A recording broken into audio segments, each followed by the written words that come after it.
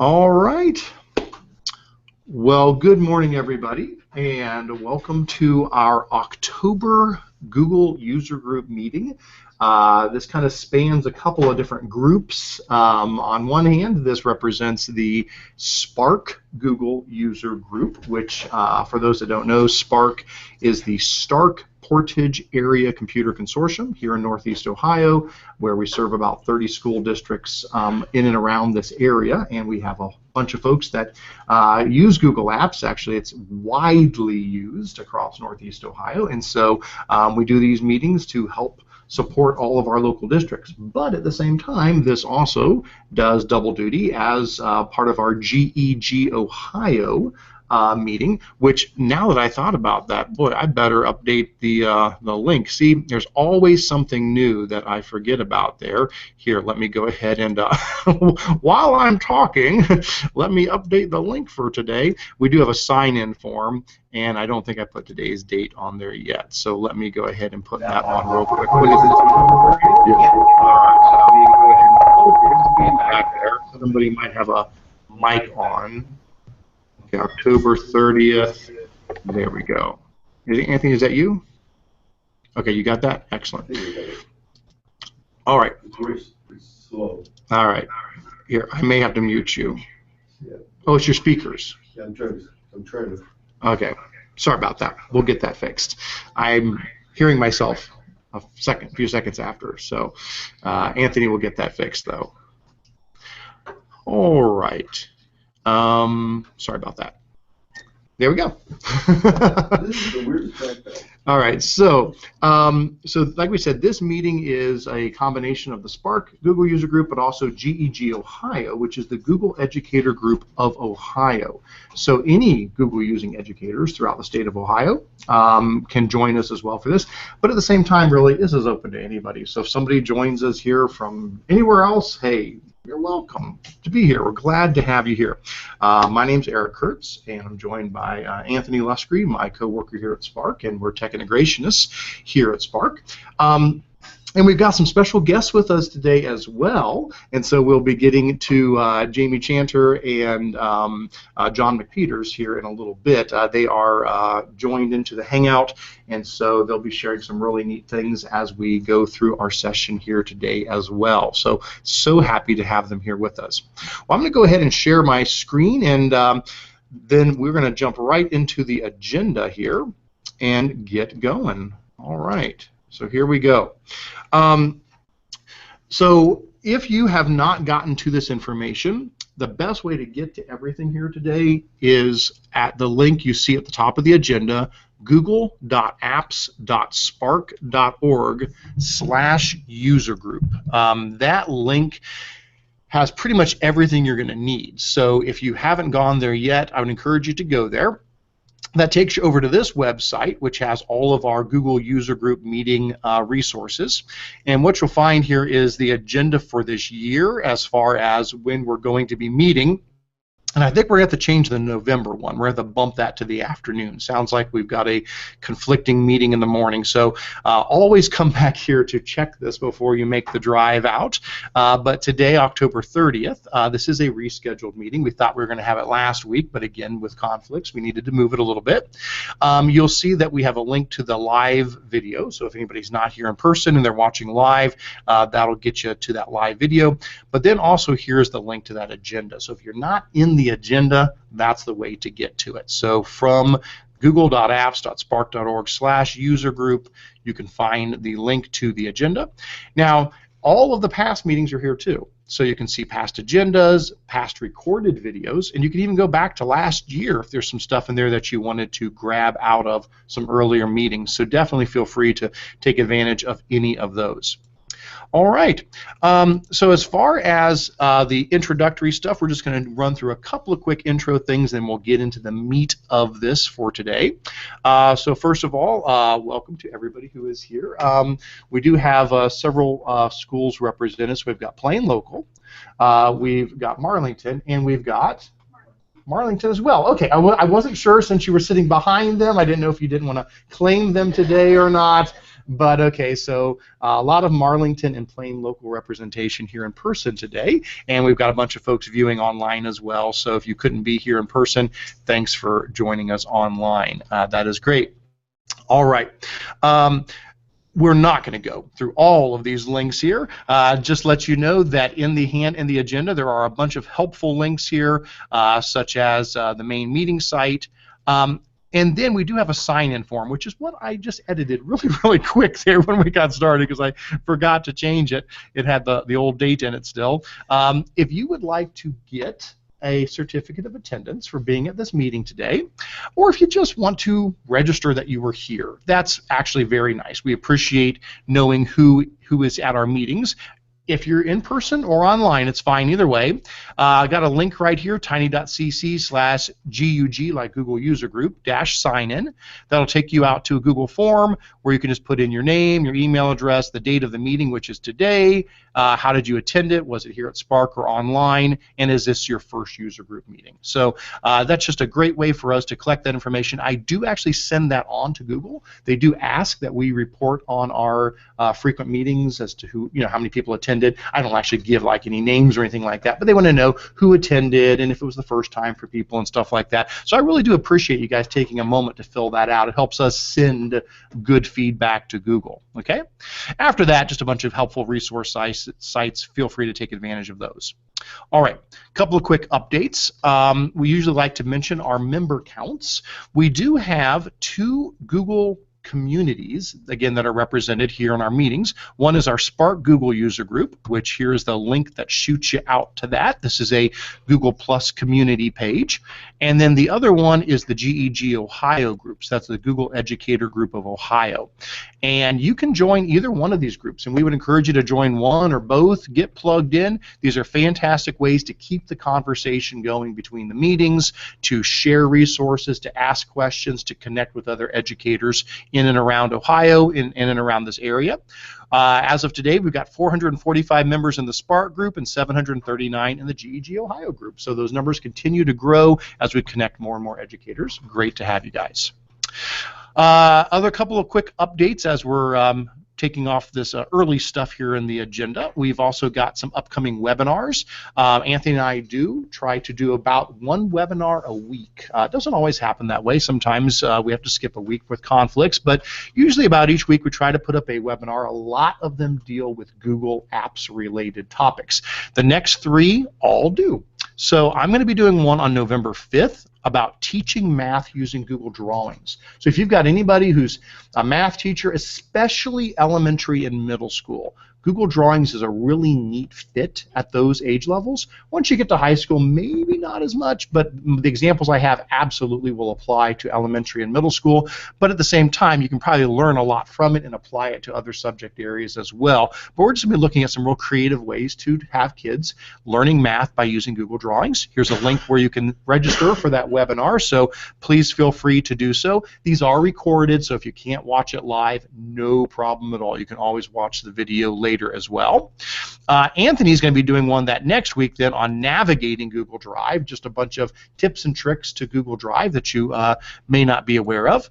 And then the week after that, I'm going to do one on using Microsoft Office in Google Drive. So if you've got anybody who still has, understandably, a ton of Word documents and PowerPoint presentations and Excel spreadsheets, and they're like, well, we've gone Google, how can I still use these things while living in a Google world? And we're going to look at 3 different options you have to be able to still use your old files while you're in Google Drive. And hopefully that'll help folks who are in that transition period or who still have a whole lot of stuff in Microsoft Office and they want to be able to use it in Google Drive. So definitely encourage you guys to check out any of those upcoming webinars. All right, so that's my quick little introduction and news. Anthony, do you have anything, anybody here have any quick announcements or anything we should be aware of? Any upcoming events that we didn't mention? I don't think there's any conferences right around the corner or anything else going on. What's that? Just local. Just some local little things. Yeah, we don't really hit much right now until we get closer to OETC in the spring and stuff like that. At OETC, proposals have closed. There's still proposals being accepted for a couple other conferences. If they go to our calendar on our PD site, I try and post those when they're available. All right. All right, good stuff. Well, let's go ahead then and let's get into this. Basically, what we try to do each meeting is we try to spend a little time talking about what's new, what has happened new in Google Apps since last month. Sometimes it is a massive list. This one's actually a bit shorter, although last night Google dropped a bomb on us. So I thought, wow, we'll have a little bit to talk about, and I'm about ready to go to bed last night, and Google announces, well, I don't know if they announced, but the Wall Street Journal announced some changes coming that were like, okay, that's interesting. So I think we do have some stuff to discuss this morning. So we're going to run through the what's new in Google Apps. And then after that, that's where we get then into the Q&A and the show and tell. We are joined today by Jaime Chanter and Jon McPeters, who are going to spend some time in show and tell, sharing with us some awesome stuff that they do or have available for us. And so we'll be hearing from them in a little bit. In the meantime, while I'm going through the what's new in Google Apps, if you guys have a question, please feel free to type it in the Q&A spot. If you still would like to share something, that's no problem at all. Throw it in there. We'd love to see any neat things that you would like to share as far as how you're using Google Apps in your school or any neat resources that are out there. So this is an editable document, so definitely feel free to add things to the Q&A and the show and tell. All right, so what is new in Google Apps? And if you guys have things to add to this, please let me know as we go through. So the first thing from last meeting, since then, Google has talked more about Google Expeditions. Now, let me go ahead and fire open some of these links here so you can see what we're talking about. So Google posted an article about bringing virtual reality field trips to your school with Google Expeditions. And so they've got a website for it, and then they also have, that's an article, then they have the actual Expeditions website itself. And this is a new program that Google is rolling out that takes advantage of something called Google Cardboard. Has anybody used Google Cardboard here? Okay, I have one right here, okay, with me today, and so in a moment I'll switch the camera over to here to, well, I can do it real quick and show you guys what it looks like. So let me pop over to here real quick. There we go. So this is Google Cardboard. Basically what it is a like a ViewMaster. Okay, anybody old enough to know ViewMasters? Okay, very good. Okay, excellent, excellent. All right, I wasn't sure. All right, so it's kind of like a ViewMaster. Basically, the idea is Google Cardboard is a low-cost virtual reality tool. Have you guys heard of things like the Oculus Rift? Does that ring a bell for folks? That's like a really, really expensive, developing, really neat, really fancy 3D VR type of a thing. So there's a whole giant spectrum of virtual reality tools that are coming out over the next few years. The Oculus Rift being one of the most well-known ones that's out there. Well, Google released a couple years ago this idea of Google Cardboard. And the idea is basically it is like a little ViewMaster that you take your phone and you stick your phone inside of it, okay, and then you use a special Google Cardboard app that what it does is it splits your screen into two halves, and I'll throw it up on the screen here for everybody to see in a moment. It splits your screen into two halves, one for each eye, and then when you look through the Google Cardboard here, each eye is seeing one side of the screen, and it creates a 3D virtual environment, and it understands like where you're looking because the phone, you know, has geolocation. So as you turn around and look up and look down and look all over, it changes what you're seeing as if you're actually in that environment. And so there's a lot of neat uses for stuff like this. On one hand, definitely games. I mean, there's no question about it. I mean, there's going to be a lot of games. There already are games for it where you're playing in a virtual world. But for education, what do you guys think? What would be nice about this for education? How could this be useful in an educational setting? Exactly, virtual field trips. You're right on the money. Expeditions. They have put together, according to the website, over 100 engaging journeys. So they've built, and I don't know if I've got a picture of it here or not. Actually, I might. Let me switch back over to sharing my screen, and I can pull it up on the screen share for you guys so you can see it. I think I've got a picture of it here. If I go to the cardboard link here, I think, there. So what they've got is they've built these really fancy arrays of cameras that looks like just a bunch of GoPros all hooked together, and they take this out and they film with it. And so they go places, and so they're going underwater, and they're going, you know, up in the sky, and they're visiting, different countries, and they're filming everything 360 degrees while they're there. And so it creates this special, you know, movie file that then when you play back on something like Google Cardboard, no matter which direction you look, they've already recorded it. They've already filmed it. You know, they've got all that already recorded. So it's like you're there. And so what they've done with this expedition program is they're starting to allow schools to sign up for this. Now, unfortunately, it's not in our neck of the woods yet. It looks like New York, Chicago, Texas, and California is where they're testing it out. So we haven't been able to get them to come to Ohio yet. They're just kind of testing it out right now. But you can sign up, and what they do is they bring you a class set of the cardboard devices, and then Android phones to put inside of it.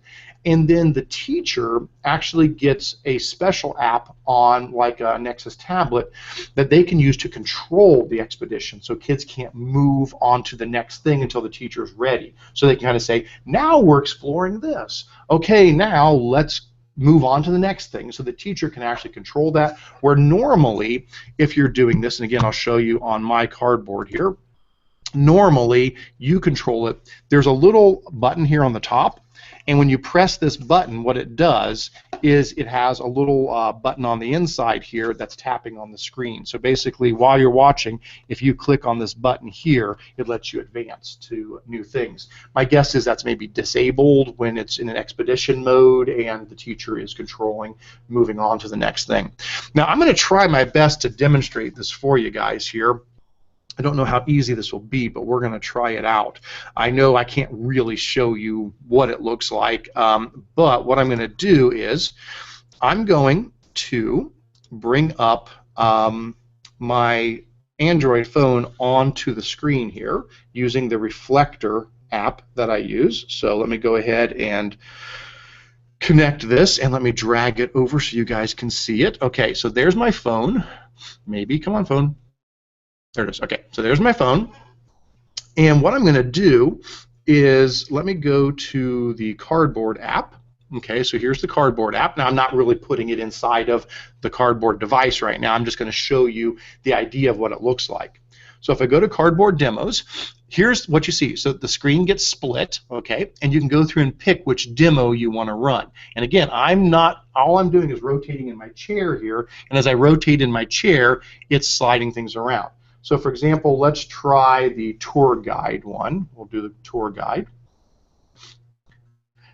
And so you can hear somebody's narrating, they're talking, and as I move around, normally both eyes would be seeing, you know, a slightly different version so that it becomes 3D. Whoops, there we go. I moved on to the next one. And so they've gone into the Palace of Versailles and they have recorded all of this, and again, you can look up, down, all around, anywhere you want to while you're listening to this narration, and it's taking me through all these different rooms there. And if I want to get out of it, I just turn it sideways, and that takes me back to the start. And then there's Google Earth in here, and all sorts of other demos. And then I've got, let me see if I can move back here. And then there's other ones, like YouTube has a 360-degree video channel where people have gone out and done the same thing with 360-degree video camera arrays, and you can watch YouTube videos and look all around while you're watching it.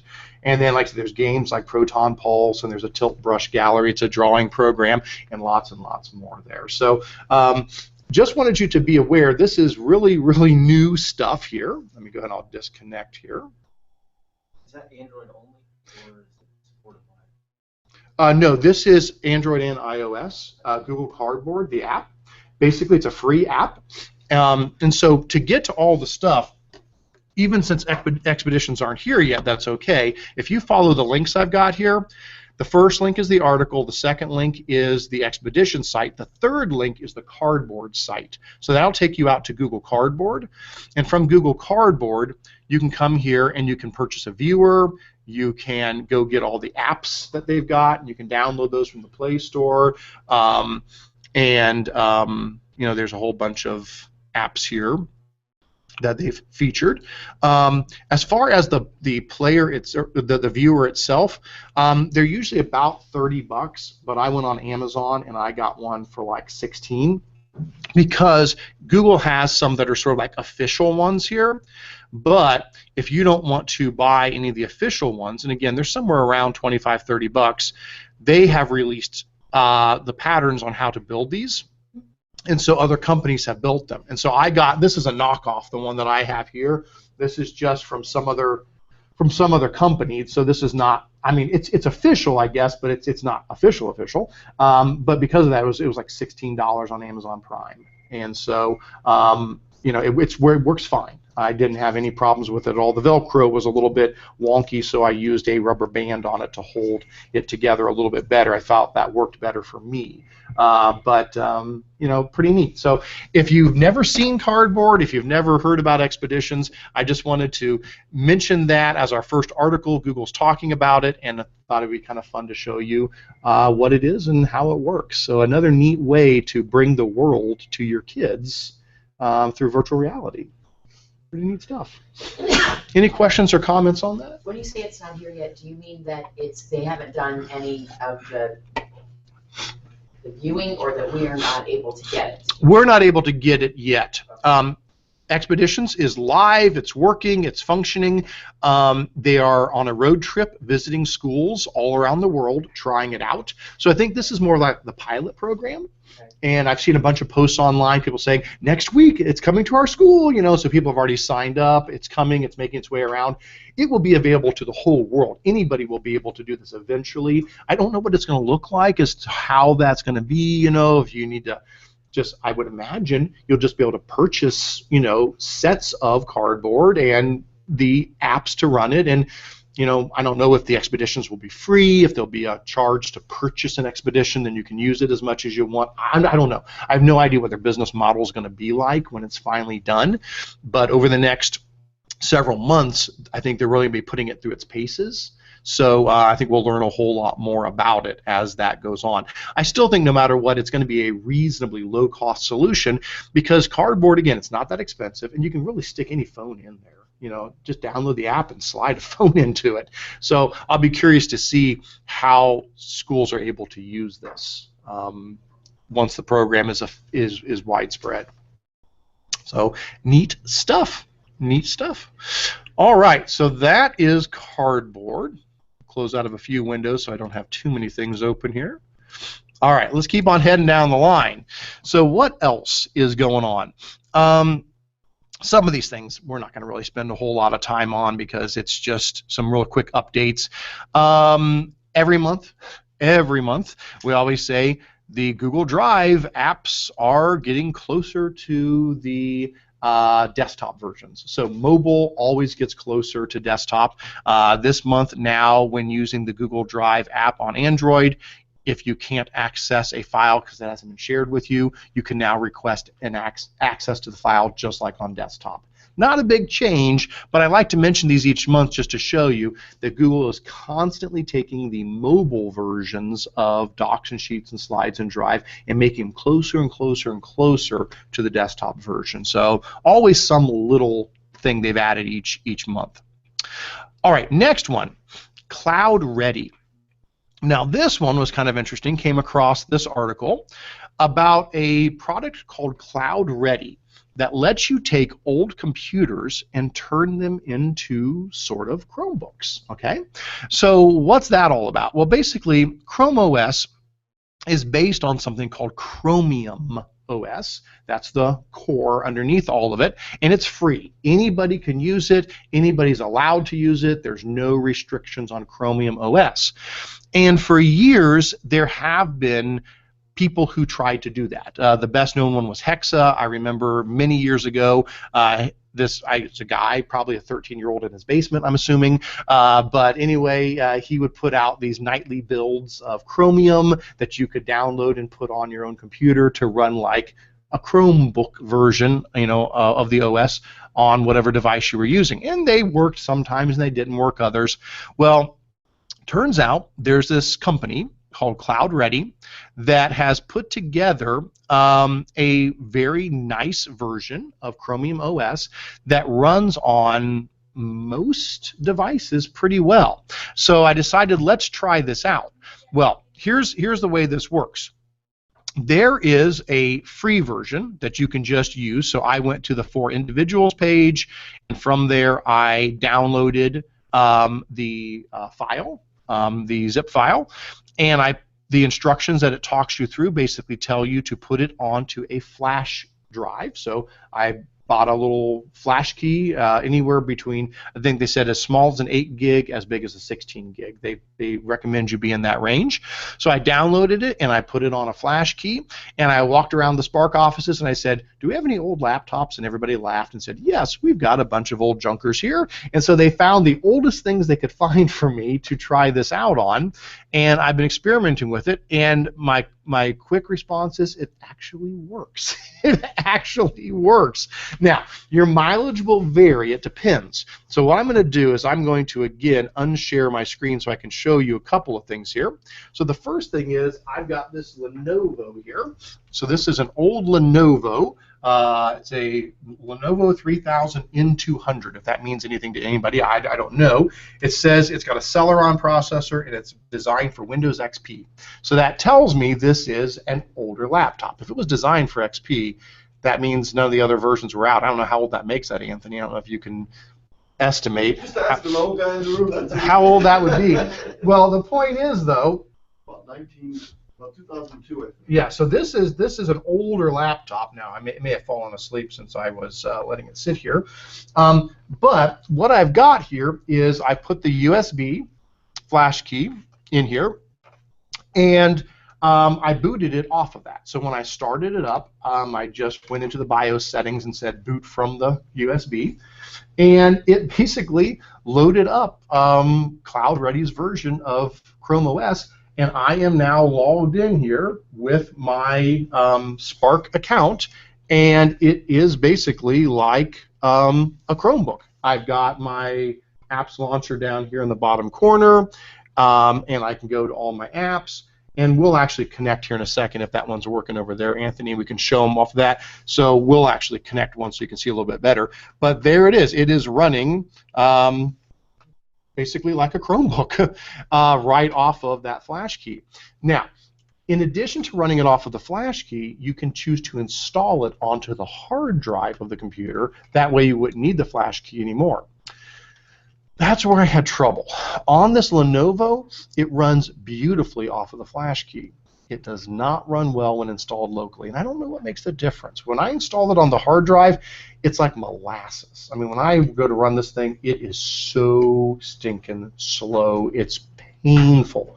But when it's running off the flash key, I wouldn't say it's as fast as a modern Chromebook. It's more like one of the original Samsungs. It feels about like that because, again, this is an older laptop. But it actually works. I would have no problem using this if I couldn't find something else and I needed to jump on and do stuff. Now, we also did this on, and I don't know if anybody's going to remember these, a triple E PC. Does that ring a bell for anybody? Anthony's got one over there. The triple E PC was one of the original netbooks. So this thing is a dinosaur. This was back when netbooks were first coming out. I also did it on a triple E PC. I tried it off the USB key. It was fine. I also tried installing it to the hard drive, and actually it worked perfectly fine off the hard drive on there. Now, Anthony, you're on it right now, correct? You're logged into it with a temporary account, and you've joined the Hangout? Yes, I joined the Hangout. You know, we were going real smooth, and now it's slowed down a little bit, so okay. I'm going to close a few extra tabs here because I did have a few tabs. Because I was going to see if you could share your screen. That's my attempt so that we can see that running in person. Now, while Anthony is doing that, let me pop back over to the site real quick here. So my understanding of this is that that's free. There's no cost for that, but they do have a paid version if you want to have the ability to enroll them in your admin console.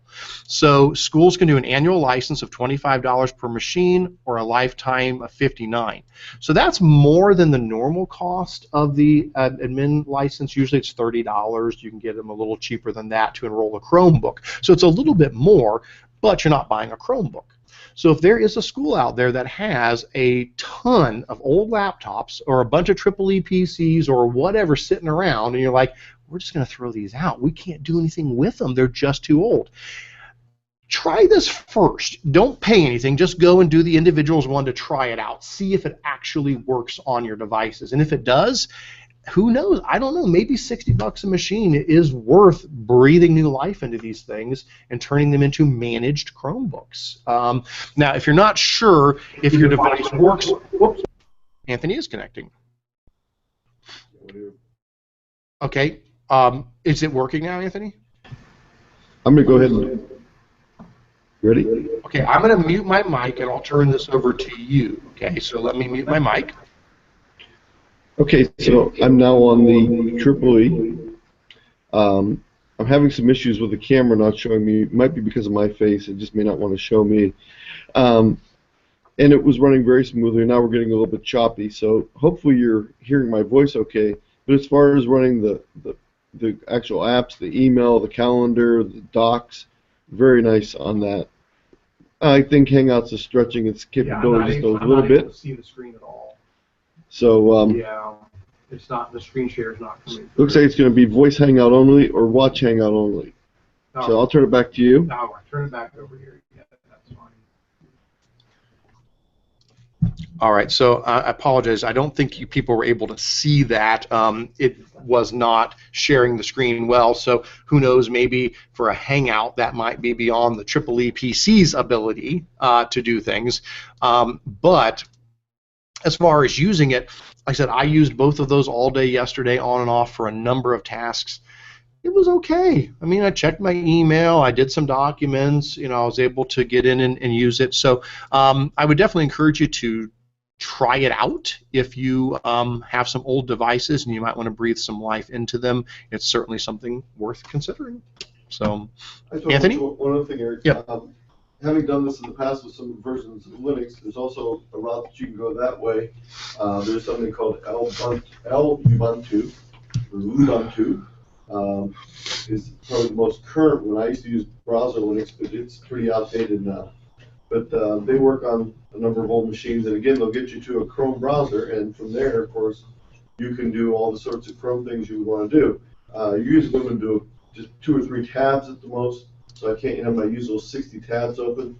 But for most people that only use 2 or 3 tabs, there's a couple other possibilities besides this if you want to try those out. So there are a number of things you can do with those old computers and at least make them able to use Google Apps. And then here is the page on the CloudReady site where they talk about the models they've tested. So these are specific computers they have tried this on and got it working. And what you'll see is they've got Acers, they've got Asus, they've got Dells, they've got HPs, Gateways, Lenovo's, Toshibas, and for each one of them, if there's an issue, it'll let you know. So these are the ones they've tested. So if I come in here and say, I want to take a look at, that EEE PC, it'll show me that most everything works, but Bluetooth doesn't and 3D rendering doesn't. So it'll let me know if there's anything that doesn't work on one of those. So anyway, just wanted to mention that because I thought that was pretty neat as an option for schools who have old devices that they're about ready to chuck. Who knows? Maybe you could turn them into another lab or a cart or something of Chromebooks. All right, let's keep heading down the list here. If you weren't aware, the Doodle for Google art competition for students is back again. They do this typically each year, where students are encouraged to create their own Google Doodle, which is what shows up on the Google web page each day. They have a different doodle to represent whatever is being celebrated that day. So they have announced that that is back again for this year, and the website that'll have all the information is also linked in the agenda there. There is a deadline coming up. It is December 7th. So from October 19th through December 7th, students can submit these. You have to be a K-12 student. The big difference this year is they have opened it up to all media types, or mediums, or media. What I mean by that is it doesn't have to be just drawing. If somebody wants to create, a clay sculpture and take a picture of it, or if they want to make it out of, yarn or whatever it is, it doesn't have to be just something that they've drawn. And so as long as the word Google is represented somewhere in there and it carries some significance as to what the purpose is, they would love to see those. And so 3D printers taking off. it could be 3D printers. You could 3D print whatever you're creating. So I think schools all around should be plugging this into their art program. This would be a great way for kids to be as creative as possible. There's a $30,000 scholarship available to a national winner, but also I think a lot of neat bragging rights to get your Google Doodle out there. So would encourage you guys to talk to your art folks about that and see if the kids can get to work on that by December 7th. Next up, Google Glass to treat autism. Well, we've heard a lot about Google Glass over the years, and it's still, developing, and Google's doing more and more with Google Glass.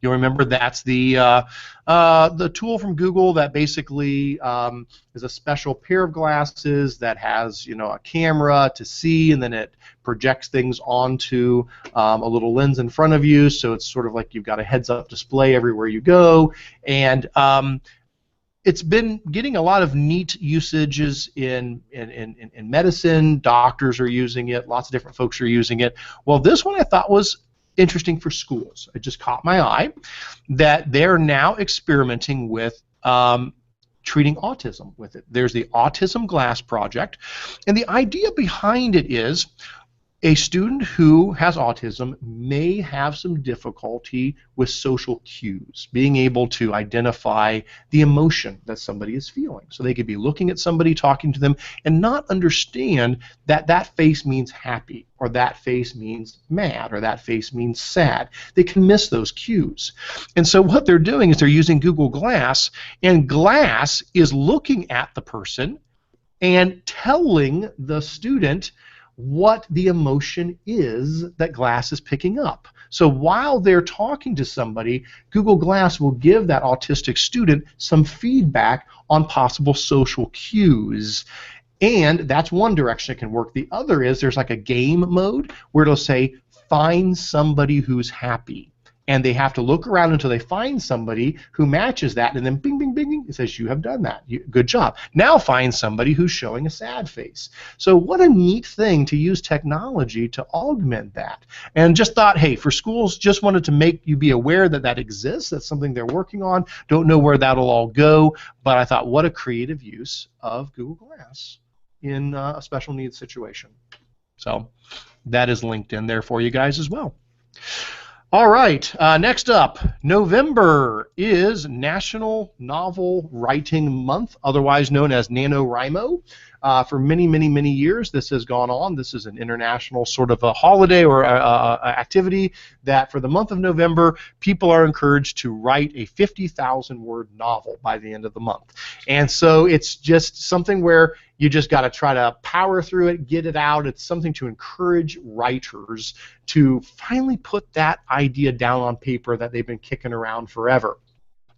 I have tried this. I have never completed it. My daughter, who also loves to write, she has tried this as well, and we've never completed it. But both of us, it's allowed us to do some neat writing and kind of encourage us to work on some stuff. Well, Google had a neat post this month about how Google Docs can help with NaNoWriMo. And it talks about things we all know, but important, useful things about how Google Docs can let you write everywhere you go. So if you are worried about how am I going to get in all 50,000 words in a month, well, don't worry. You can write on your laptop, on your Chromebook, on your desktop, on your phone. Anywhere you go, you can write. That was nice. They talked about how to check your word count in the tools menu to see how well you're doing. Talked about getting feedback, which is fantastic. We all know you can share a document with others and give them canned comment rights so they can provide feedback to you as you write. They talk about revision history, so you can see your previous versions to see what you've changed if you need to go back and check something that you've edited. And of course, sharing your novel, that you can always share your Google Doc when you're done and make it viewable to the world, and that's a great way to take what you've written and share it with a broader audience. So I thought that was a timely post that they made to tap into NaNoWriMo and talked about how Google Docs is a fantastic tool for that. And I would agree. If you're doing any sort of collaborative writing or if you're doing a big writing project, I always write in Google Docs. It's a great way for me to get feedback from others. Like I said, my daughter likes to write too. We'll share our stuff with each other and we'll leave feedback, comments in the margins, and it helps us to improve. So just thought that was neat for National Novel Writing Month. Not a big one on this next one, just Google is adding some more details to their safe browsing report. If you ever go to a website and it yells at you and says, hey, this site is not safe, Chrome does not want to let you go forward, and you wonder, why is it not safe? What's wrong? Now if you go to their self-browsing diagnostic page, let me get to it here, and you put in a web address here, it'll tell you if there's something wrong with it, exactly what it is. It'll give you more details on why that got flagged. So just be aware that there is now on their safe browsing website an option that when you put in a web address to test it, it won't just tell you that it's been blocked, but it'll give you a lot more details. So yeah, thought it was worth mentioning. Next up, Google Photos. Nice quick article here talking about how Google Photos has started to take off. Google Photos used to be tied to Google+. You had to have a Google+ account to use Google Photos. And a while back, they separated the two, and they said Google Photos for everybody. You do not have to have a Google+ account. You just have to have a Google account. And guess what? Unlimited photos, no cap on it. You can have as many pictures as you want for free. It's like Flickr. You can upload all your images, but there's no cost, there's no cap. And so since that happened, they said that 5 months later, they now have more than 100 million monthly active users on Google Photos. And they've shared some interesting little tidbits that they talk about. Besides people, food gets photographed the most. They talk about the type of things that are getting photographed the most: weddings, then concerts, Christmas, dancing, birthdays, and clubs.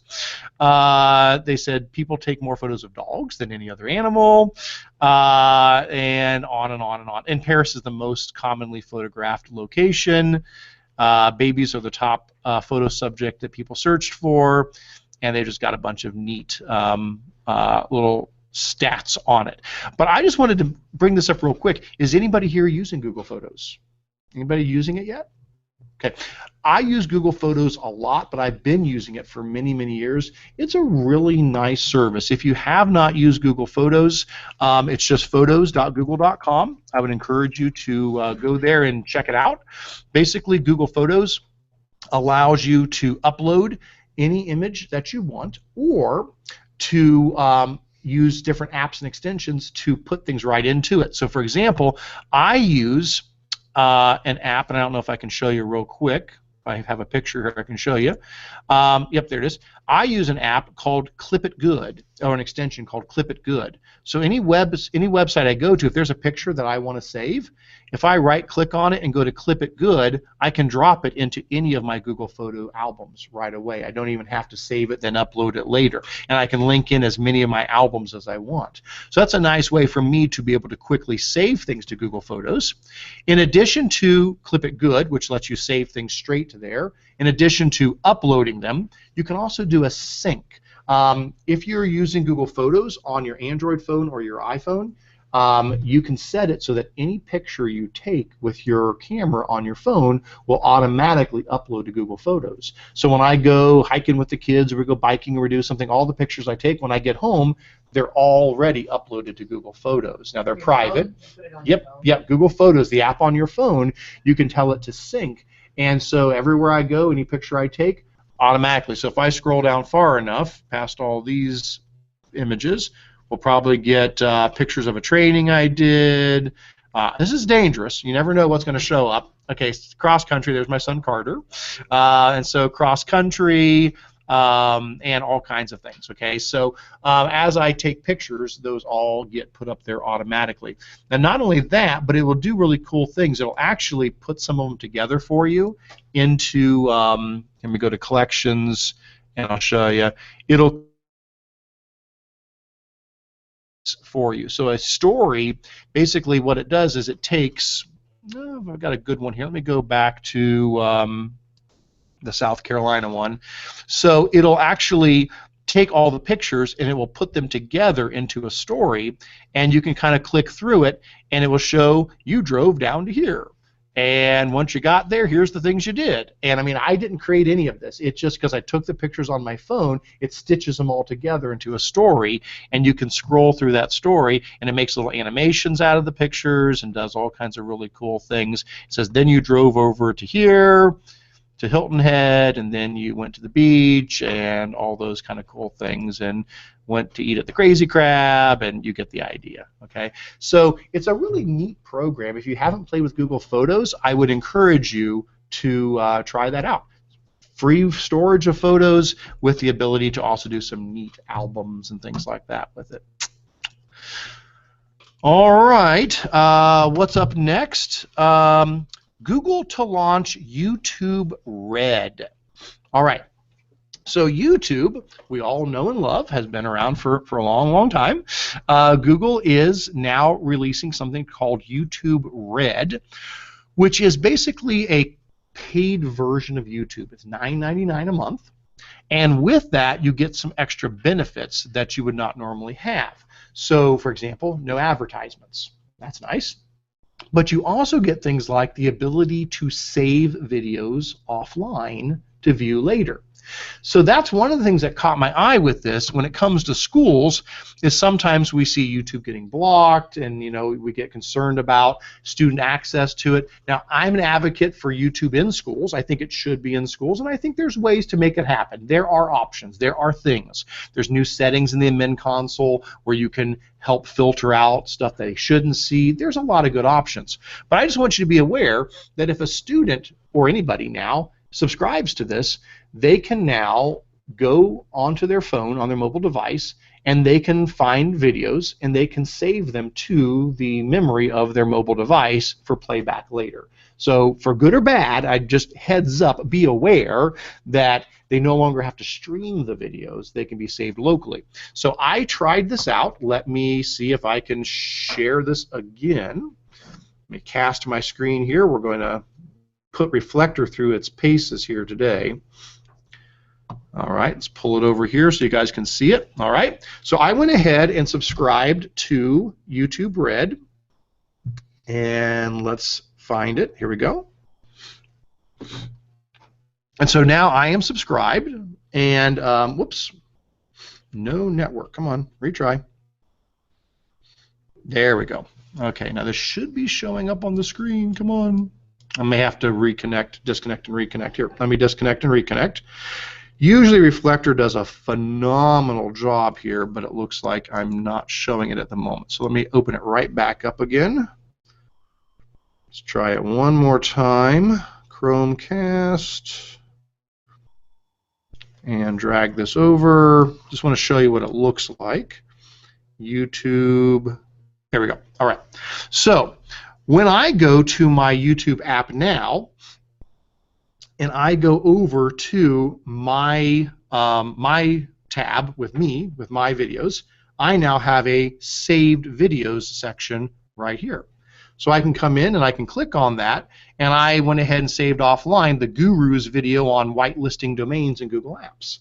So I can come in here now and I can play this video back anytime I want, and it is going to be playing off of the memory of my phone. It's saved locally on my phone, and rather than streaming it. So that could also be a benefit if you need to show some videos and you're worried that you're going to be somewhere where you don't have connectivity or it's not going to stream fast enough. You could save them all offline ahead of time. So there's other benefits. You get some other things with YouTube Red besides just that. You also get free access to what's called Google Music All Access. That's their paid music streaming service. So that gets thrown in as well, which is kind of neat. But I thought for schools, if nothing else, I wanted to at least mention to you the idea that now videos can be saved offline. So just heads up on that. Do you know if you can do like a district account with that? I am not aware of a bulk purchase. I'm not aware of a bulk purchase. I mean, it's definitely meant for, you know, personal use. So right now it's $9.99 a month. Well, first 30 days are free, so you can try it out for 30 days. And if you want to keep using it, then it's $9.99 a month. So I don't know if I'll keep it, but I at least did the free trial so I could try it out and demonstrate it for folks. So I don't know about something, broader than that. It's just ironic you brought it up because we shut YouTube down. You shut it down yesterday? Oh no. Well, what was happening? Was it too much bandwidth? Was it inappropriate content? Now, and you probably know this, just for the sake of everybody here, in the Google Apps admin console, you now have the ability to control more with YouTube than you have in the past. And I'm not saying that it's the perfect solution, but let me see if I can pull it up here real quick. Let me see if I can find my admin console. I'll throw it up here on the screen real quick. I know we've talked about this a bit in the past, but just while oops. you're looking for that, I just wanted to say we suffer with that as well. And so, do you use GoGuardian? It would be our network guy. I didn't even know what was happening.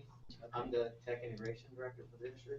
I whitelist like about teachers shoot me YouTubes that they want. I just go in and I whitelist them, and that has helped us a lot to be able to cut down on. We went from hitting 400 to 250. Okay. Our problem right now is our middle school is one-to-one with iPads. They like to search things that are inappropriate. I gotcha. But then we have teachers at the high school trying to show a video on French Revolution, Right. and they're blocked. We suffer. I mean, we went through the same thing, and we still do. But with So GoGuardian has been a good solution for you guys. it has been. Okay. I mean, it's a lot of work. I could do it all day long, and for every site I block, 500 more pop up. It's like whack-a-mole. Yeah.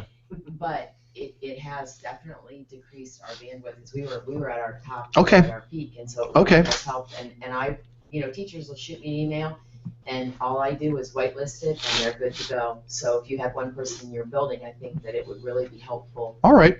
So definitely a good experience with GoGuardian. So for anybody that is looking for an option, that is certainly one to look at.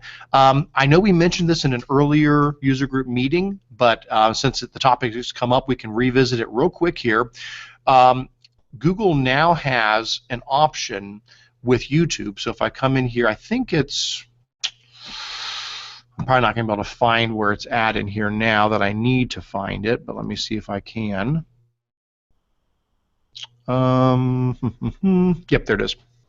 All right, so if you go into the Apps Admin Console and you go to your Google Services and you go to YouTube, there is now a Content Settings section that allows you to restrict access to YouTube videos based on content. And what this is it used to be a product called YouTube for Schools that used to exist completely separate from the admin console. They have incorporated that into the admin console now. And so here's the big picture gist of it. What happens is you have to come here and you have to enable it. So you've got to turn this on. It's not on by default. You've got to turn it on. When you do that, you then have to set up your network. And what I mean by that is they're going to give you a unique key code. So you're going to get this number, letter, giant long list of codes, And what you do is you take that unique code and you add it to your servers so that anytime a request leaves your district through your connectivity, that code gets appended onto the end of it. So when YouTube gets a request for a video, it'll go, oh, you're from Arlington. Oh, you're from Plain. It'll recognize where you're from. And it'll say, you've got this restriction turned on. Let's see, are you allowed to see this video or not? So there's a technical end to it. You turn it on, you put the code on your server so it goes out with all your requests. Then the other end of it is, how do things get restricted? Well, by default, once you turn this on, it will block everything except what has been vetted as educationally sound. So Google has gone through and found hundreds of thousands of educational videos that by default are just all open. They're fine. Those are great. Everything else is blocked. So what do? Well, you do a couple things. First of all, you can control who can view things based on the organization that they're in. So you could say teachers in the teachers organization have no limits. They can view anything. So if a teacher needs to show a video in class, they're not filtered. When that key code comes through and it goes, oh, you're from Arlington. Oh, but you're logged in as Mr. Smith at blah, blah, blah. Oh, well, you're not filtered. And so the teachers can show whatever. But if a student does that, oh, you're Johnny Smith at Marlington or Plain Local, you are filtered. This is not one of the available videos. Sorry, you can't see it.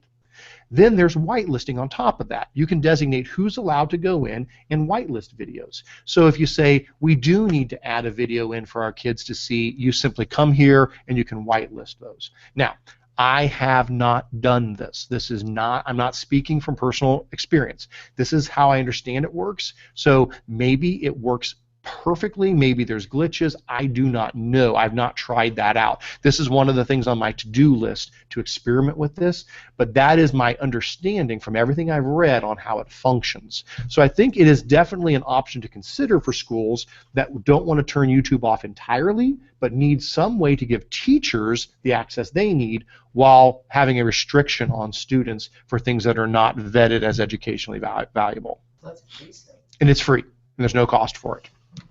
Okay? So just be aware that does exist. All right. Well, we're about to the end of our news stuff, and then we're going to jump on over to Jamie and Jon, which they've been so patiently waiting here. I appreciate that so much. And Jamie and Jon, you guys can chime in at any point here. If there's something that you wanted to mention, you don't have to wait in the wings, although that's perfectly fine. You can comment on any of these things. So that was supposed to be one more thing before the last one. Also, Google is adding podcasts to Play Music. I did want to mention that really quick as well. If anybody is using Google Play Music, they're now going to have a podcast category getting added to there soon.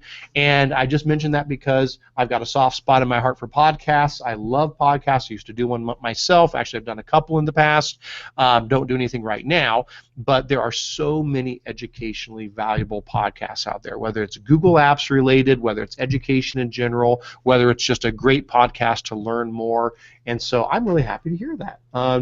Worth mentioning, if you use Google Play Music, this will be another convenient way to get podcasts. So when you're driving or mowing the grass or, exercising, you can continue to learn through Google Play Music. I currently use a podcast app on my phone. It'll be kind of nice just to be able to do this right through Google Play Music as well. So maybe sometime we can have a discussion about some of your favorite educational podcasts. I think that might be a good one to tackle at some point. That was supposed to be the end until last night. And so last night I'm getting ready to go to bed, and I see this post come through that the Wall Street Journal has announced that Google has announced or revealed or released or leaked that in 2017, so not too soon, okay, 2 years away, they are going to merge Chrome OS and Android into one operating system. This is not a surprise, okay? If you followed our user group meetings, Anthony, we've probably said this for the last year.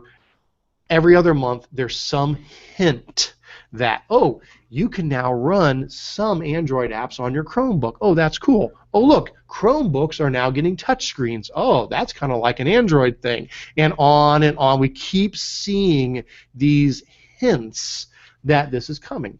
And Google has not been silent about it either. They've said in the past that they could see a future where the two OSs merge.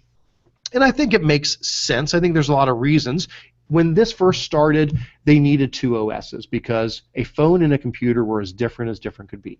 A phone was not very powerful. A computer was very powerful. A phone was small. A computer was big. A phone didn't have a keyboard. A computer did. A phone was touchscreen. A computer wasn't.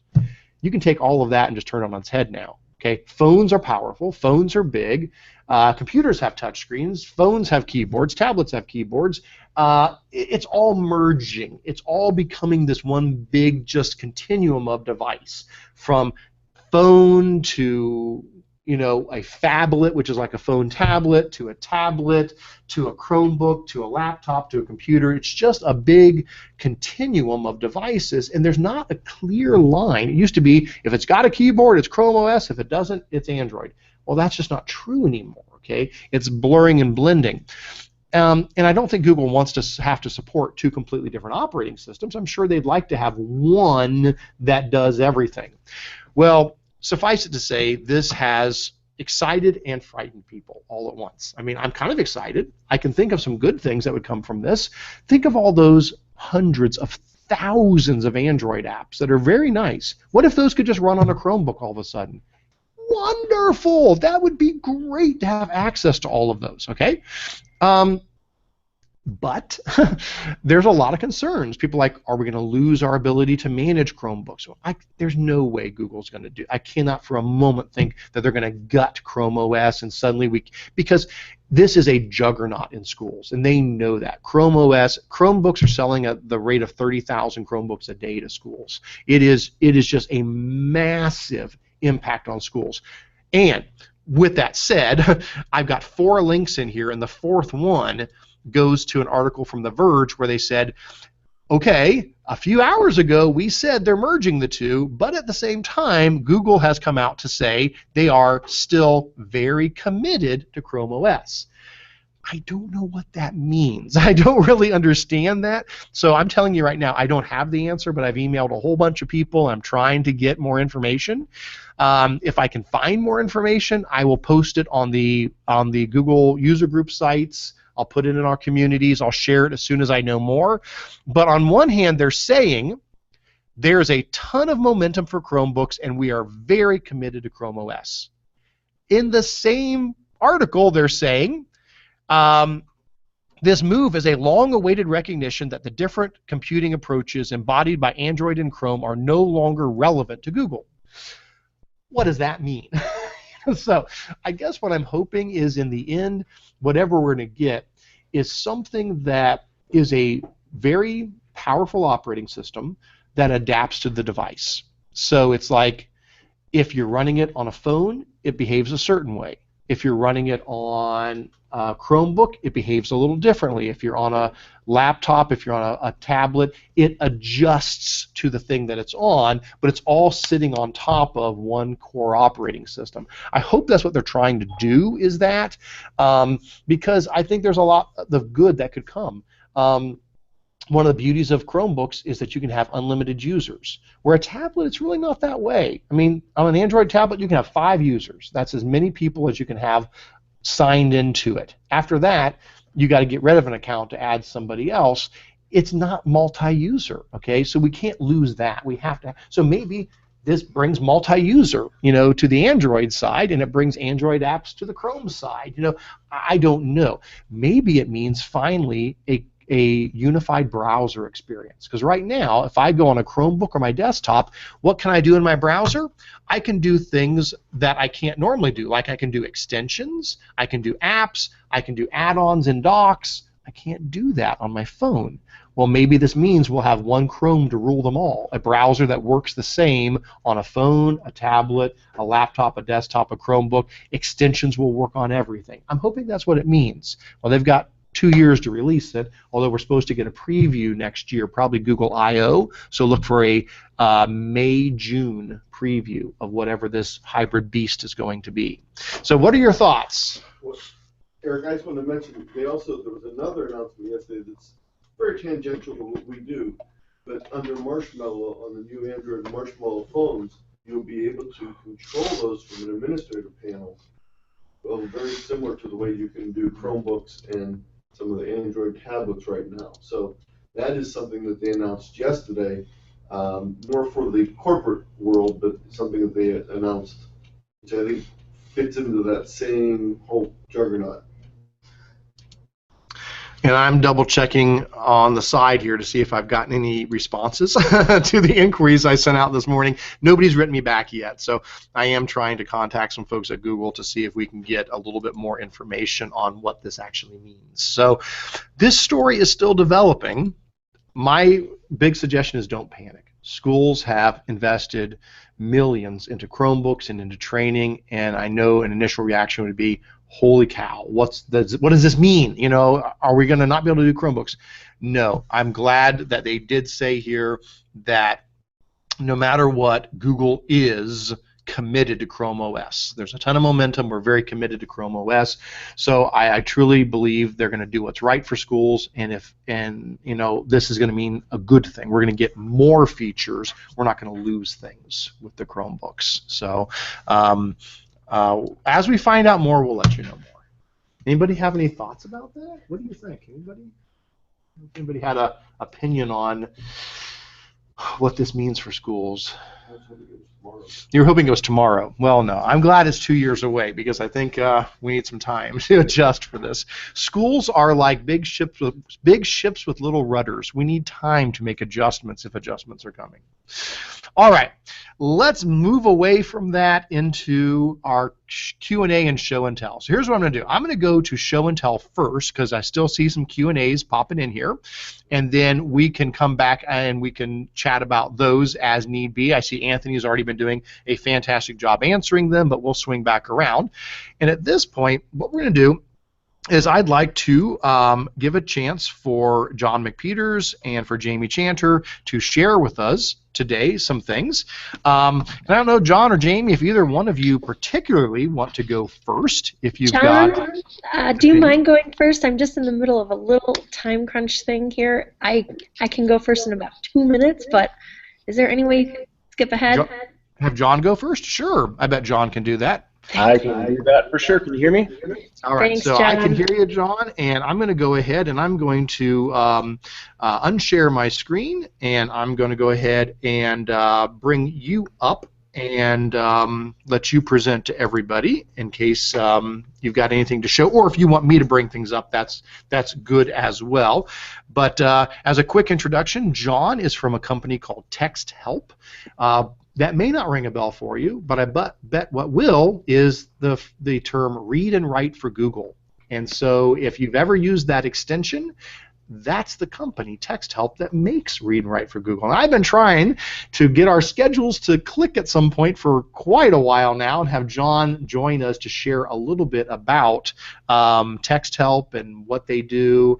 And I know so many schools have benefited by their products. So, Jon, I'm going to go ahead and I'm going to put you up on the screen here so everybody can see and hear you. And I'm going to turn this over to you. Excellent.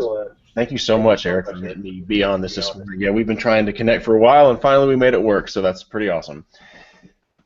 Quick question. How many of the folks that are there have seen, I know that you do an awesome job, Eric, like sharing Read and Write, Google. I don't want to share a lot of information that a lot of folks already know. Have they seen like the premium features and things like that, or probably not? Or get a quick poll on that. Who here has used Read and Write for Google in the room? Only 2 people in the room have used it. So okay. You've got a group here that I think would benefit from the whole spiel. Cool. Okay. Well, let's do it. And you do see my screen, right? That says patterns in Arctic weather and climate. That website, correct? That is what we're seeing right now. You got it. Sweet. Just wanted to make sure. All right. So what Read and Write Google is it's an extension. All right. And this extension, after you install it, it puts a little purple puzzle piece in your address bar, and that's what I just clicked a second ago. And when you do it, this toolbar pops down, and it has a bunch of really cool literacy supports. So again, when you don't have it open, it's just got a little purple puzzle piece in your address bar. You click on this guy, and it pops down.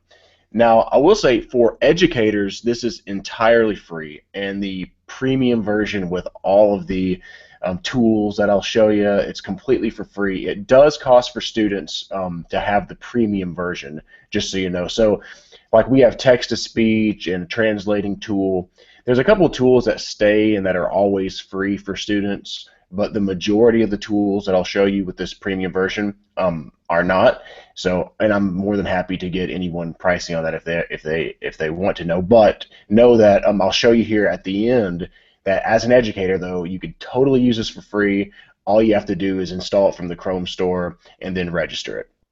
So it's really simple. So if you want to install it, just go to the Chrome store and type Read&Write, and type it with like an ampersand in the middle and all one word, like it says up here, where Read&Write for Google Chrome. It'll show up and it'll be like a purple puzzle piece there. So anyway, so after you get this thing installed, like I said, it has a lot of really cool supports. I probably won't go over every single one because I just want to make this short and compact, but I will show the most popular tools here. Really cool and really easy to use. So let's just say I'm surfing the web and I'm a student that, or you yourself, I was using this yesterday. I was actually typing some emails and doing some work and listening to an article on the web. All I did was I just highlighted some text here, press play. The unique geography of the Arctic leads to unique weather patterns that read. Right, and it will read that out loud. I also can set it to just read whatever I click on, whatever sentence I click on. Other weather patterns, like the Arctic Oscillation, are specific to the Arctic. And it's really that simple. Again, I personally was using this yesterday, just reading an article while I was typing emails, and it's just awesome. And then for any students, though, that could really benefit from that text-to-speech, you've got that built in. And the text-to-speech is definitely one that's completely for free. So if you have students that could benefit from that, they can install this. After 30 days, a lot of the tools will go away, but text-to-speech always stays there. So no matter what, they'll have that. In addition to that, we have some other really cool tools, like some simple things like, I don't know what the word unique is. What is that? I can highlight it, and I can click on this book, and then a dictionary pops up. And not only is it a dictionary, but it's a talking dictionary. So if I click on this, one of a kind, like nothing else, they found some unique. Right, it will actually read that out loud to me. And I paused it here. Also know that it does dual color highlighting, and you could do just Google it, and there's tons of research that shows how it actually raises reading comprehension as well. So you're not only having things read out loud, but if you're watching it, then it's actually raising reading comprehension levels as well. And there's a lot of research that backs that, which is really cool. You also have a picture dictionary, which is this little picture icon right here that you click on. So if I don't know what the word Arctic is, I can see this. So emerging readers can use this. English language learners can use this. Autistic students a lot of times use this. There's a lot of students that love the picture dictionary. So you've got those things, and it's real simple to use. I love having the dictionary here because how often, honestly, could I open up another tab and go to dictionary.com and type in the word geography? Yeah, I could totally do that. But how often do students do it? Not really that often. So it's real. But if they have this, and we have stats that show they actually use this because it's easy. It's an efficiency thing. So I can click on geography, click on that book, and boom, it pops up there. So some of these tools are just cool for efficiency purposes. I'll say some other things that are really, really popular in here. And again, I won't go over everything. But these highlighter tools are actually, besides text-to-speech, these are the most popular tools that we have built in. And here again is another place that not only students can use, but you can personally use all the time. I remember a tech director getting excited about this and standing up in front of a bunch of other ones in Kentucky saying, you got to check the highlighters out. I use these things all the time. And the reason is because you can grab text from a site. So I'm going down through here. I'm grabbing this. So you can even think of research as well. So if a student is working on a research paper and wants to highlight, everything that has to do with cyclones in a particular color or anticyclones in another color, or you're a teacher and you're wanting to pull some information from a website and you don't want to keep clicking copy paste, copy paste, copy paste. I go through here and I can mark this up, even whole group instruction using smartboards, having students do this. Now this works not only on websites, and I'll show you here in a second, it also works in Google Docs as well, so you can mark up Google Docs. But you can select these highlights, highlight whatever you want, and then we have this little wheel thing that says collect highlights. This is super cool because whenever I click on it, I'm going to sort it by, you could do from top to bottom, but I like sorting it by color. That way I can organize my thoughts that way. And then after you click collect highlights, it pulls it into a Google Doc for you automatically, which is awesome. And I've got it set up again to collect it by color, so you see the blues are together there. But not only do I have that, but I also have the website title, the article title, and the URL whenever I click on it. So I've got my information to start my bibliography if I am doing research, or if you're just collecting highlights, you've got it popped into this Google Doc so you can click on this guy right here and go right back to that website if you want to remember where that's at. But something that's even cooler is that whenever I go back to my drive here, you see how it automatically populated into my drive, which is awesome. So now it not only collects those highlights, but it's automatically, I didn't have to tell it to do this, it's automatically set up to just pull into your Google Drive. So there you go, there's that highlight document, and again, that was really as simple as just highlighting up a website. Again, you could do it on Google Docs, even PDFs, I'll show you that too. Then I clicked on this little wheel, and it pulled that into a Google Doc. It did everything itself, pulled it into a Google Docs, shot it on my Google Drive, gave me the URL, gave me the bibliography, all that kind of stuff by itself. So pretty cool. And click on this guy and remove the highlights. Let me show you something else neat that they do, and teachers really love this. So if I'm highlighting individual words with my highlighters, right, and so this doesn't work if you're doing like groups of words. This is actually for vocabulary purposes. So let's just say I'm going through Google Doc, or I'm on the web even here, or our class is doing something on meteorology and climatology, and I want to pull some definitions. Or maybe a student doesn't know what a word is and uses the dictionary here, but would like to save it for later. This little like table or bullet points or something looking icon here, you can see that when I hover over it, it actually tells me what it is, vocabulary. When I highlight individual words and then I select that, give it just a second here, it's going to go out to the web and it's going to pull basically the picture dictionary and regular dictionary all together in a table, which is really fantastic. So we see here that the words that I highlight, it pulls the word, the definition of the word, a symbol for that word, and then it even pulls another column that you can make notes, or obviously as a teacher could say use this word in a sentence, write your own definition of the word. A really cool way to have students doing something that gives them that requires much more higher order thinking skills than just copying definitions, and they like it a lot more. You've got your symbol and everything, and then even students that want to memorize definitions, it's cool because it has the symbol next to the definition, so it helps to memorize those. So I think that's pretty fantastic. And again, all I did was highlighted some text, clicked on this vocabulary, and it built it. And like I said, educators, it's for free, so you could build vocabulary lists. You could tell your teachers, when I give you this link here in a bit, feel free to put it on Twitter, whatever, doesn't matter. This is totally for free for educators, and we want everybody to know about it, so they can do whatever they want to there with it. Let me flip over to Google Docs here real quick and show you just a couple items. That's pretty cool. Within Google Docs, it's a little tab, and when you click on it, it pops down right here. And it kind of looks like it's part of Google. It just fits over File, Edit, and View and all that. It doesn't cover up anything important. It has, as you can see, a lot of tools that I talked about. It's got the picture dictionary, the highlighters, and all that cool stuff like that. But it does add a few extra tools. One of them is word prediction. Word prediction is actually, we just added it to our web toolbar, which is, I think we added just within like the last month or so. And so if you don't know what word prediction is, I'm sure a lot of you do. But a lot of times whenever I share this, there's still folks that don't know what it is. It's basically when you're trying to text something and it's predicting what you're trying to say, that's what word prediction is. The problem is is some people get bad taste in their mouth for word prediction because they've used text-based ones where it's just they're bad, right? It might only give you one choice, you know, like it does on my iPhone, and it's not very accurate. So to me, it kind of turned me off from it until I started using an actually good word prediction program. And what this does is when you click on it, it will automatically begin to predict what you're going to say. And we scanned in millions of Google books actually to build this thing, and so it's ultra accurate, and it does some really cool stuff. Like I type in the word Larry, okay, and you can see that it's still predicting. So for every time I type a letter, it's predicting. But after I put a space, it'll keep predicting. I haven't even typed a letter, but look what it's predicting. It's predicting Larry King, Larry Sanders, Larry Bird.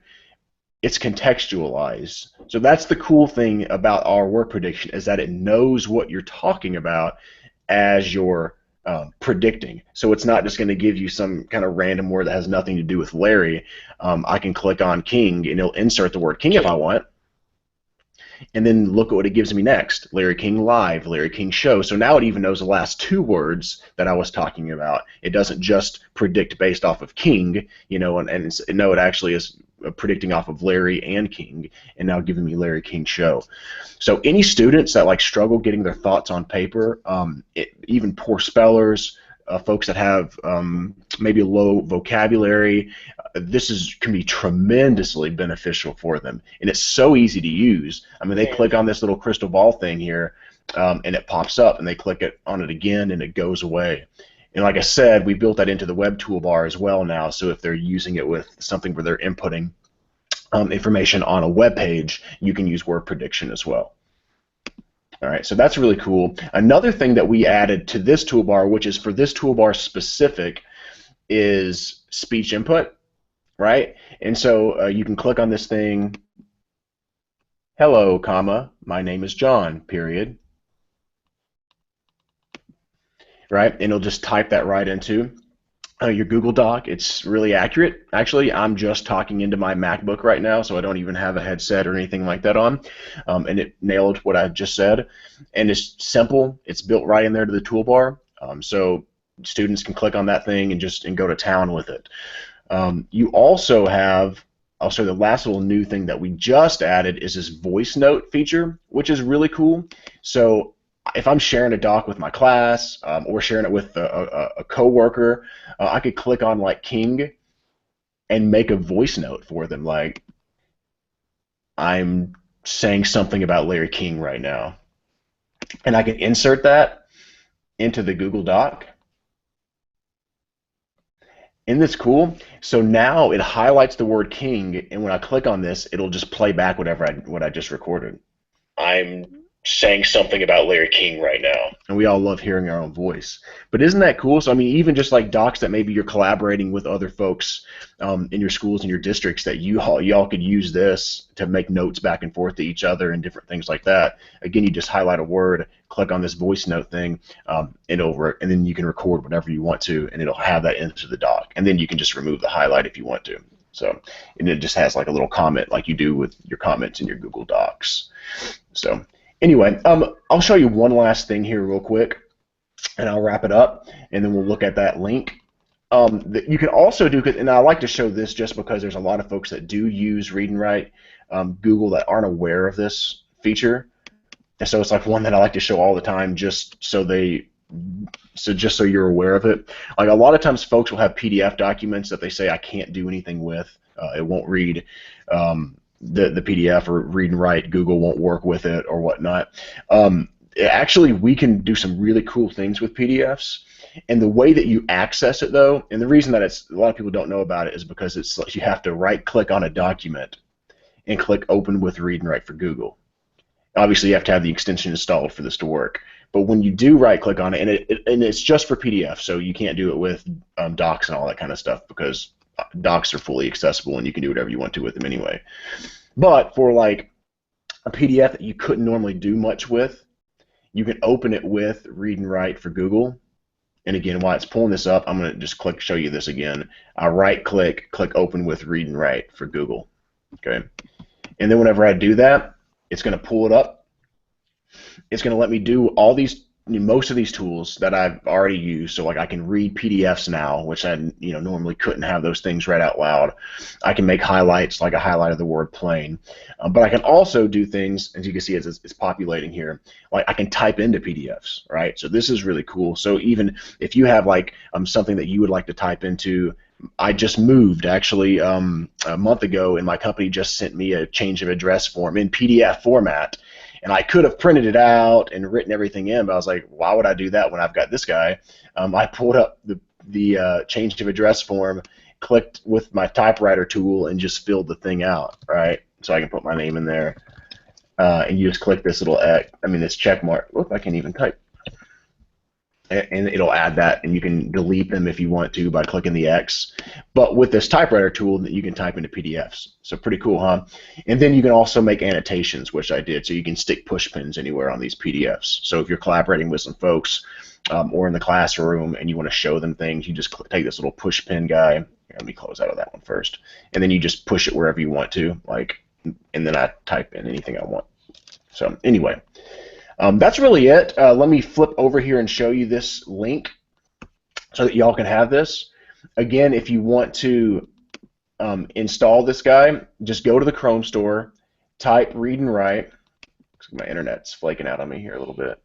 Here, let me get out of this PDF and see if I can get there easier. And John, I also added the link into the agenda for today. Perfect. That they can click on to say that they're a teacher for it as well. There you go. And all this does is ask you, it just wants to verify that you are an educator. Because if any person just randomly comes to us, it's like $100 a year to have the license. So it just verifies it, so it'll ask you like your school district. And then when it comes to your administrator name, it doesn't really matter, your principal name, whatever, or you're someone at the district office. It's not a big deal. People always ask about that. Just put in whoever you report to, put in there. We won't email them and ask for that. Again, it's just requiring that so we know that they're real, that you're really an educator, but it doesn't send them emails and anything like that. So I appreciate it. Thank you so much, Eric, for letting me come on today. Yeah, absolutely. I think we're probably going to have a few questions. Oh, great. So hang tight here.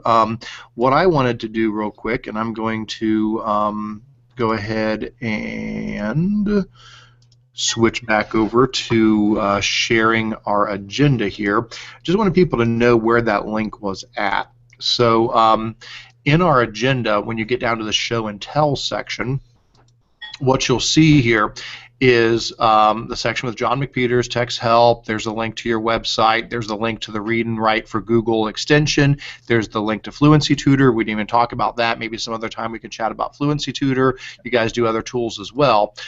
Here is the link to register as a teacher. So basically, if you come to our agenda and you click on that link, that'll shoot you out to that form John was talking about, where you can fill it out, and that will then at least, yeah, it converts you to a 12-month premium subscription, but of course you can just, I guess, fill it out again, after your 12 months is over.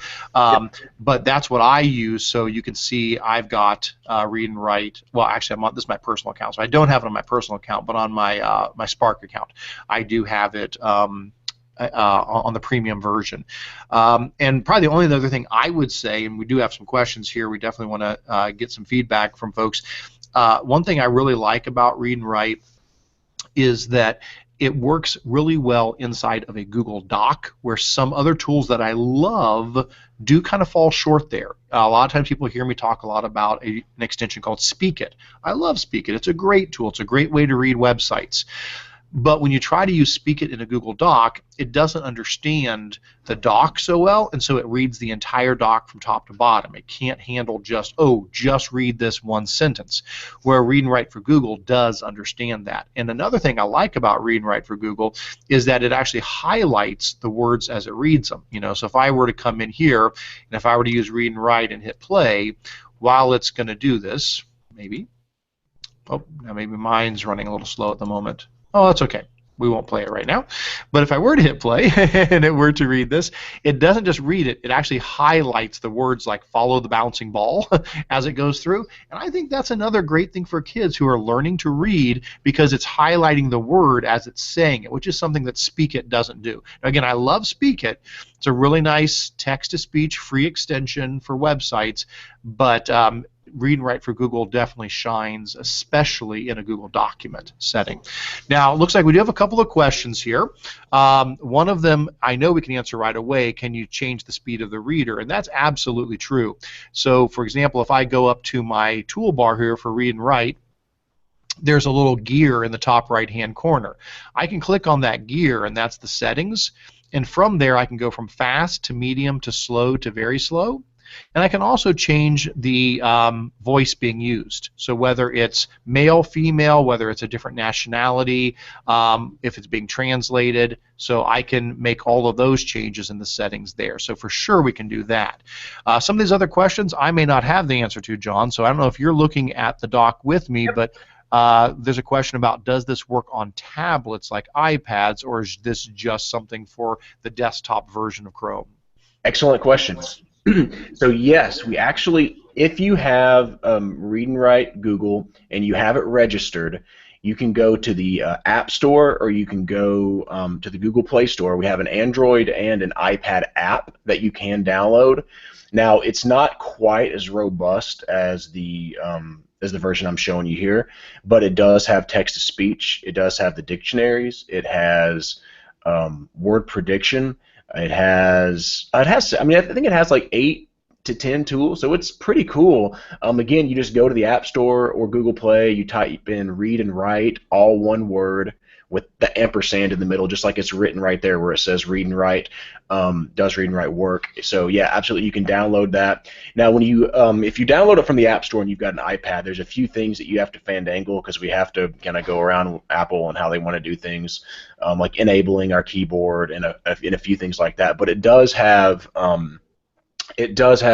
video that shows you how to do that to get everything set up correctly. And does the, let's see here, let's see what else. Yeah, I see another question here about the free version, and you can go into more depth with that, but if anybody wants to look at the top of my screen, because at the moment I'm using my personal account, which is not using the premium one, you'll see what happens in the free version. Most things get grayed out. You still get the play button, so you can do text-to-speech, and you can still control those settings as to how it speaks. And it looks like I've also got the voice note feature active in there, but the other things like word prediction, dictionary, picture dictionary, speech input, highlighting, translator is there, but highlighting, collecting highlights, those are not available in the free version. You'd have to have the paid version to pick those up as a student. That's right. And so the PDF tools don't work in the free version, but they do work in the paid version. I'll tell you what it costs, because I'm not trying to hide it or anything. If someone wanted to do, like, if you're like, this is pretty cool, I want to do this at my school or my district, you can, like I said before, if an individual came to us, it's $100 a kid, which is pretty expensive. But if you do a group of students, now if you want to do a Google group, you do have to do a minimum of 150 to get the price down, but it goes down to $10 a kid. So at that point, you're paying $1,500 for 150 students. If you do 200, it's still $10 a kid, so it'd be like $2,000 or whatever, and that's a yearly cost.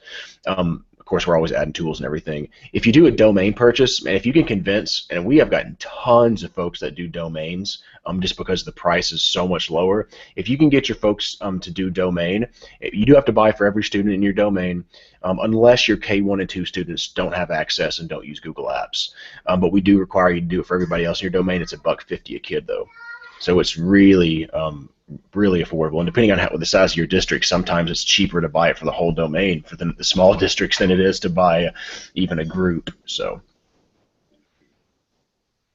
All right. Well, we're going to switch over to Jamie here in just a moment. She's got some things to share. But did anybody else in the room here have a question that didn't get put into the doc or didn't get asked? Well, John, I really appreciate you being here with us. This is a tool that I've been talking about for years. I think it's got a lot of great uses.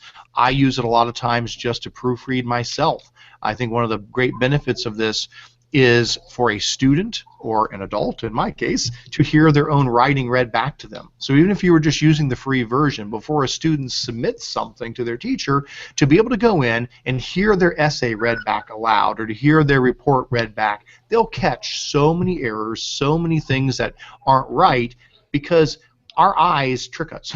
If we write the word the 2 times in a row, we'll read it and skip right past the second one because we wrote it and we think we did the right thing. But when we hear it read back, it really helps us so much to be able to do that editing. So I think I've always encouraged this as one critical piece in the editing process, is using Read and Write to have your work read back to you. So if nothing else, I think that's a great use for it, on top of all the other benefits that you can have from it. And yes, Anthony, my favorite voice is UK Serena. Yes, yes, I prefer a British female voice. It adds a little something to everything. Do not judge me. Yes, that is. Young ladies out there, I think the popular though is the Australian male voice.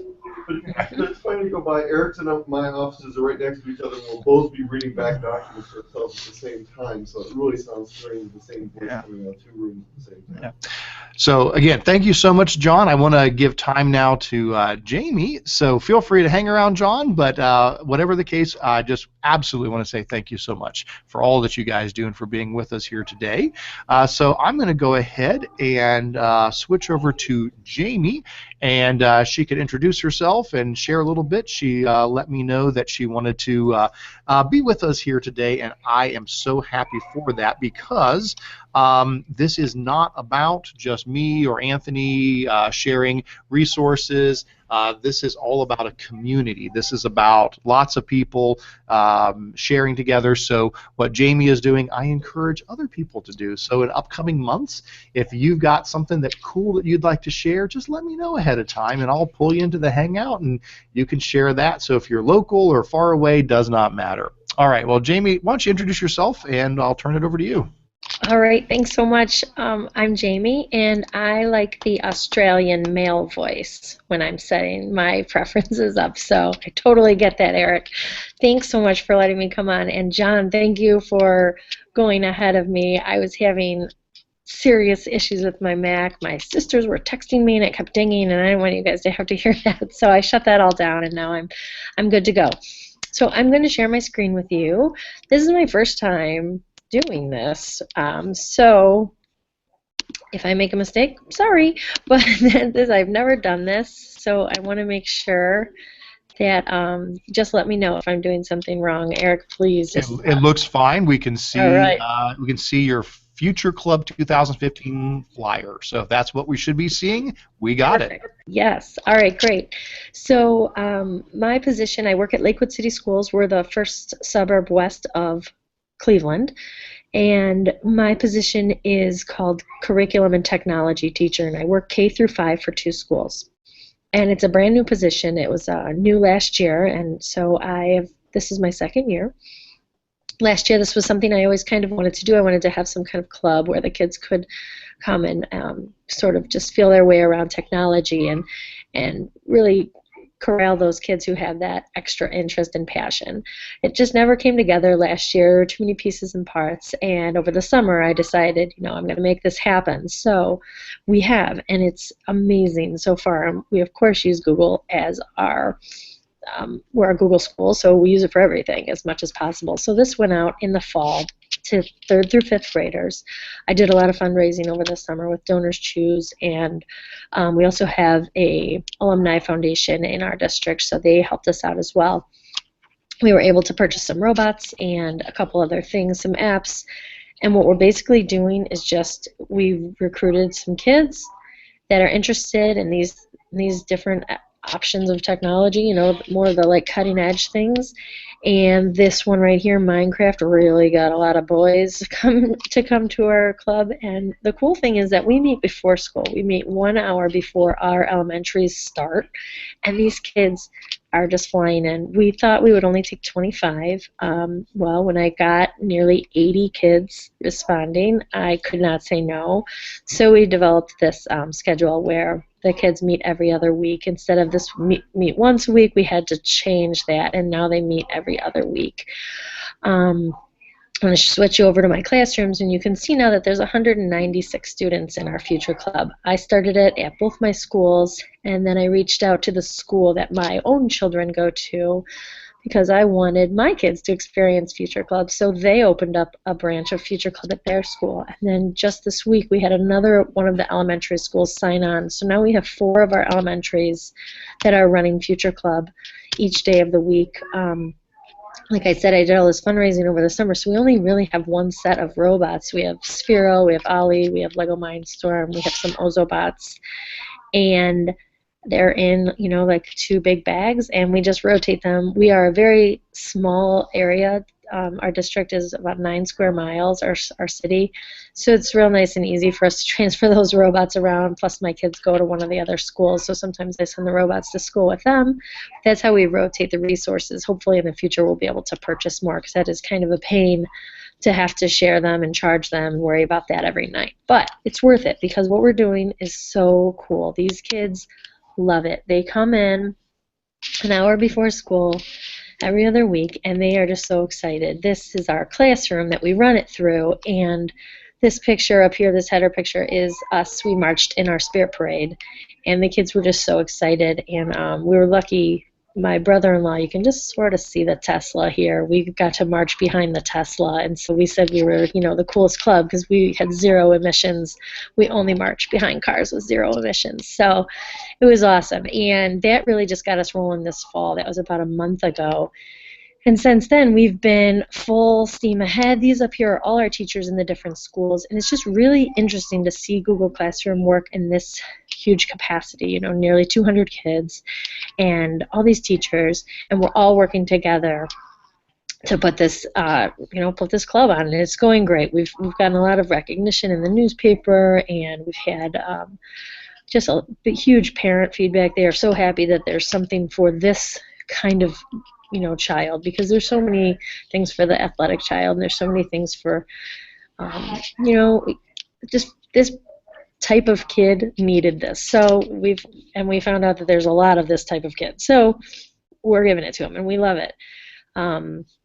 I'll just show you a little bit how we started out. You know, like I said, we sent out the permission slip, a ton of kids responded, and then we wanted to have this be very student-led and student-driven, but it became so huge that we had to give them a little bit of structure. So in the beginning, the first couple of sessions, we've just had kids come in and play. They log into the classroom.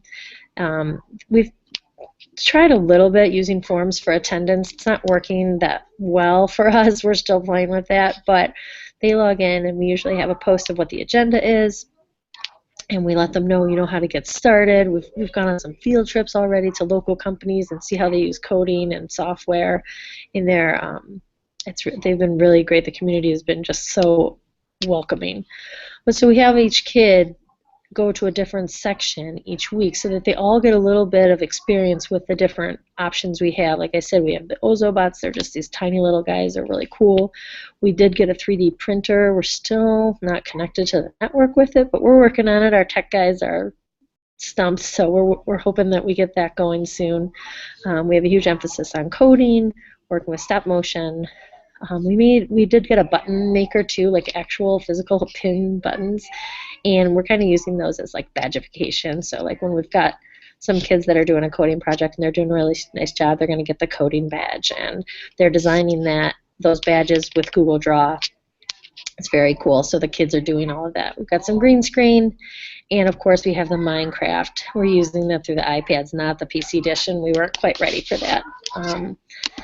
Let's see what else. Oh, we are using the forms to sort of just kind of figure out what these kids are interested in and to group them. We do let them get a handle on each of the different things so that, you know, they might know that they're really into movie making with green screen. They might think they're all about Minecraft, but then once they start looking at the other things, it might change their mind. So we're giving them that exposure, and we're looking for their feedback. We have a Twitter page. The great thing about being a Google district is that there are so many different applications that we go in. I think the kids are using Tinkercad here maybe for 3D print design, and that sign-in with Google feature is just godsend. Every new program or application that we go into, the kids want to sign up and they want to, you know, be a part of it, and it's so nice to have that sign-in with Google. Some of them still need that parent email, and we're working around that through, you know, like permission slips and things like that. But it's really nice to have that sign-in with Google. So here's a couple kids doing some programming. These are those Ozobots I was telling you about. They're these little robots, and you can design their course. This is another thing. First, we just use markers, but you can use Google Draw to design mazes for these, or different courses where the Ozobots can race. And that's just a really cool thing that the kids are using Google Draw for. There's some green screeners, but there's a ton of pictures up on our Twitter page if you want to check out more of what we're doing using Google with Future Club. Let me see, I think that was, oh, here are our badges. The kids have these name tag badges. The lanyards were donated from a local company, and we used Google Photos, like Eric was talking about earlier, and I imported all their school photos and then printed them out. And when you print them out, there's an option to print the file name underneath it as a title, and so I just named them all their first name, and boom, they think they have ID badges, and they feel real official about that. They love it. Oh, this is one thing that, we have few rules in the Future Club. Like I said, I want it to be very free and open for them and student-led, but they do have to have we call them pigs, and it's a project guide sheet. For the first month, like I said, we just let them play. They explored the different robots and coding and all the different options, but now we've gotten to the point where they've had enough playtime and exploration, and they need to have a goal in mind. So they have these pigs, and we had it as a doc, and learned real quick with 200 kids that was a mess. So we switched to a form, and the kids have to fill this out, and we've got some great projects already. We're in the middle of a construction phase in our district, so they are rebuilding one of the schools that I'm at. And so we're in a temporary location. It's an old parochial school, and we're really looking forward to our brand new building. And the kids went online, found the architect's drawings of our new building, and they are building it in Minecraft now. So they're calling it the New Grant Minecraft or something. So that's one project, and they're being really true to the architect's drawings, and they're working on the playground, and it's really just a cool thing. That's one project. We have another student who's trying to 3D print a LeBron James figure, because we're obviously huge Cavs fans up here near Cleveland. And, so right now we're doing a lot of fun things. I'm hoping that we expand this group to be doing something that will make a difference. And we have a huge focus on, letting the kids, we're working on getting Blogger linked up for the kids as well, so that we actually have a PR department in our group. So the kids are in charge of taking the photos and writing the blog posts, and then we're also working on tweeting them out using some of Alice Keeler's work that she's helped get us going with that. So that is a lot of information that I just threw your way. We're also using the calendar feature on Google Classroom, which is really nice because we have so many different schools doing Future Club, so the calendar is helping a lot, especially when we have our field trips. And then the About tab as well, that's where we're throwing a lot of resources for the kids, because although we want it to be student-led, we don't want it to be open-ended to the world, so they're wasting a lot of time searching. We've given them some tutorials and some places to start with the different things that we have available for them to use. And there's the Doodle for Google, because we want them to enter that. And the button template, like I said, using the Google Docs, so then they transfer that over, and they add some Google Drawings on top of that. And we give them some ideas too, just silly things that might be fun for them, and more things that they can learn about. So I have talked a lot, and I would love if anyone had any questions to answer them, but since we're getting close to 11 o'clock, I'm going to stop talking. I hope that was not too fast and not too much, but that's what I've got. Oh, no, that is fantastic. Thank you very much for sharing that. Yeah, I'm taking a look at the doc here, and I do see somebody did ask if you could add your email to the doc so they could get in touch with you for future sharing. So if you don't mind, when you get a chance, putting that there in the docs, that anybody who wants to get in touch with you certainly can. And then I guess one of my quick thoughts I looked at this is, what a creative use of Classroom on top of everything else. I mean, I absolutely love what you're doing with the kids. It's all about the 4 C's. They're communicating, they're collaborating, they're being creative, it's critical thinking. I mean, it's exactly what we need to be doing. But on top of that, I love the use of Classroom. I love the fact that you've got multiple teachers in there. So for those who haven't used Classroom in that manner, you can have co-teachers. Now, you did mention that you've got kids from multiple schools that are in this. Are they all in the same classroom? Are you actually doing whitelisting of domains to bring them in, or do they have separate classrooms for different schools? I don't know anything about whitelisting. I don't know what that means, but because we're in the same domain, we're all in the same district. Okay. Right. Okay. So we're all in the same district. So we're just using one classroom. That's fine. I wasn't sure if it was from any other, when you mentioned a different school, didn't know if it was a different school district or just a different school within the district. Excellent. No problem at all. That might be something we would look into in the future, because that sounds pretty great to have people from different districts. And another thing that I forgot to mention, that a future goal is that we want some of this to leak into the classroom. We don't want this to only be after school or before school club things. We're hoping that with all these teachers that are helping out, that they're going, and it's already happening, they're seeing some of the value that these different pieces of technology can add to their teaching. So that is just the best part, I think, about the club, besides the kids' excitement and level of engagement. Just that the teachers are carrying it back into their classroom, I feel like that's a huge win for us. Well, that is awesome, and it's such a testament to see how many kids have flocked to this. If you build it, they will come, and they have.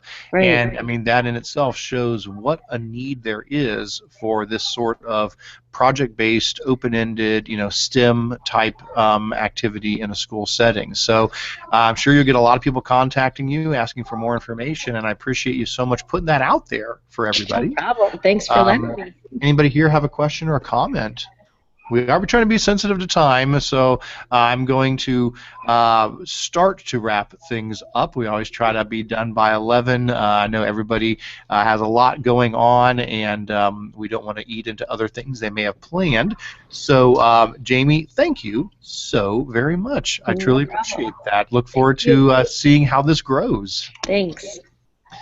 All right. Well, let me go ahead, and I will bring this back over here to me.